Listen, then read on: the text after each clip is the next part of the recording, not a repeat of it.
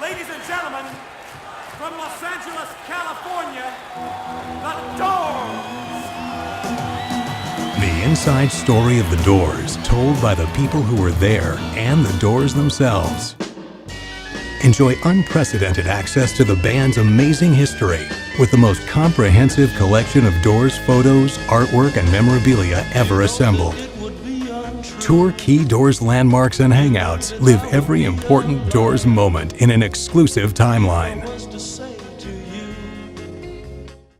Go behind the scenes of every Doors recording session with fresh essays and insights. Learn how their hits were made. Check out the techniques and equipment used to create each Doors album. Experience that night in Miami through a graphic retelling of Jim Morrison's arrest and trial. Examine Jim's FBI files, his testimony, the verdict, and the pardon that came 40 years too late.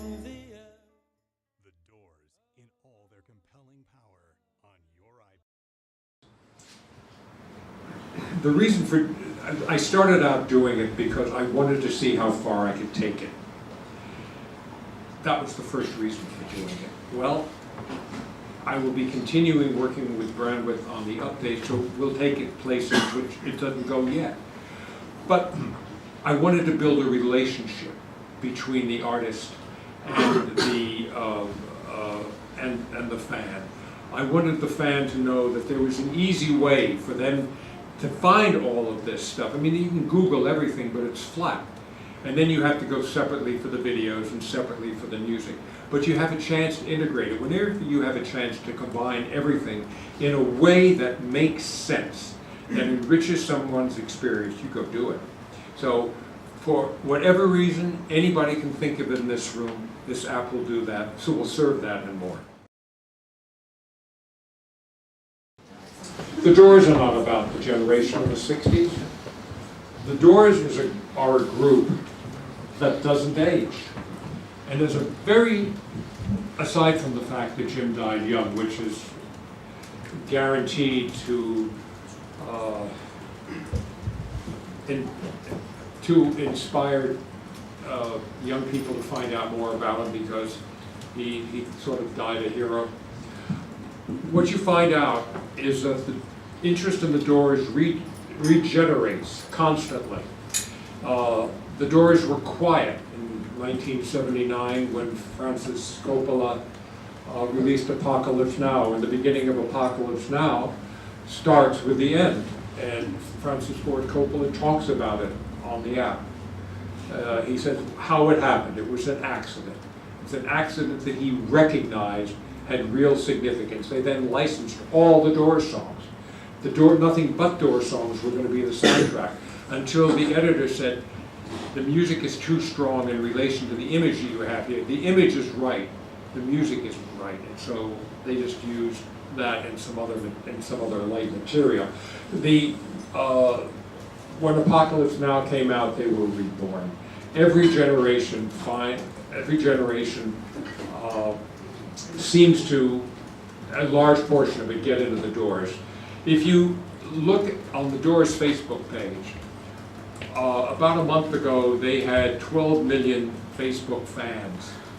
As of last night, it was 12,171,000. So in a little over a month, probably 6 weeks ago, 171 new fans.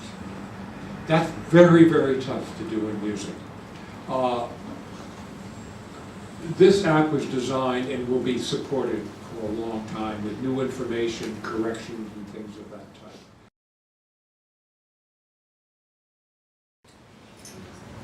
When I started this, Brandwidth was already working with Rhino on the Led Zeppelin book. And I was told this was the way it had to be. We had a deal here and you have to work with these guys. And I was discomforted for two reasons. One is I didn't get to make my own choice. And the other is, my God, we're talking about 8 time zones away. How do you handle that? Well, we handled it by not using anybody from within Rhino. We created a virtual team, as I said, and we gave Brandwidth the benefit of the doubt. First thing we did was we came over and we met them. We had the phone conversations, we at least had broken bread together a few times, and we had an appreciation of what the other could do. It turned out to have been a major plus. And the reason it's a major plus is that 8-hour time difference is nothing today. What we need is to know precisely what the other person is saying. And so you communicate a lot through email. And Jennifer from the Brandwidth side, who was the account executive on this, writes very specific emails to match my very specific email. So if you said a question, can you do so-and-so, I get a response from Jennifer, that's brilliant, and it's already done, or we'll do it tomorrow. And you know exactly where you are all the time. So instead of having what seems to be the comfort of somebody living in the same postal zone as you are, this really worked. And I will stick with Brandwidth for as long as I'm doing this, simply because everything that they contributed to this was enormously worthwhile, and they're fun. They laugh at my jokes.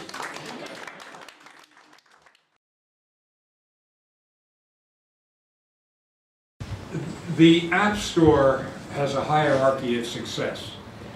First layer, games. Second layer, utilitarian applications, any number of things, how fast, what's the weather today, I want to see the atomic clock, things of that type. That's number 2. Number 3 is free. Music is stuck someplace down below number 25. And the reason it's stuck there is that nobody's trying to really make a good app. The idea of most of the apps that have been out there, even some very early ones like that I thought were pointing in the right direction, like the Jimi Hendrix app, had lots of buy buttons in them. So that even if it was free, people felt like, my God, they're just trying to reach into my pocket. I'd like to see more of things like this that are thought out, and everybody's waiting for someone to start. I don't care. If you start with a group as good as this, if you're committed to the update so that people know this is real, others will, I hope will take the chance. But record companies, let me say that, take the word company out of it, labels, increasingly are reluctant to take on any project that has risk, that they cannot see an immediate term on, and that they cannot monetize somehow. This was an act of faith on the part of Rhino and Warner Music Group to trust me and to let me just run with it with a wonderful staff of people,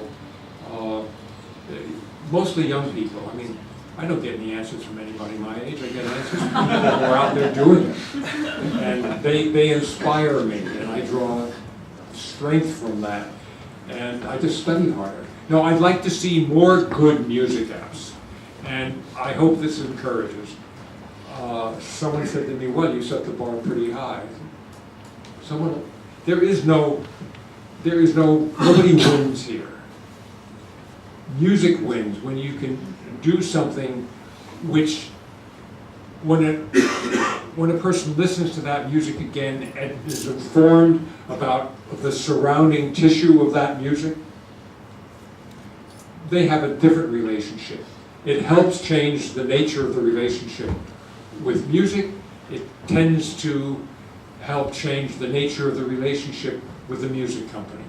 Their record labels are not really record labels today. Most record companies are, in fact, musical rights management companies. And there's a lot of truth to that, and there's nothing wrong about that. You have the labels to help keep the pond fresh with new material, so that the entire catalog, it's music publishing, except it only has had copyright in America since 1972.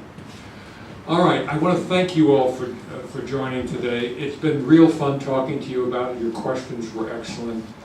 Thank you for the respect and time you've given me.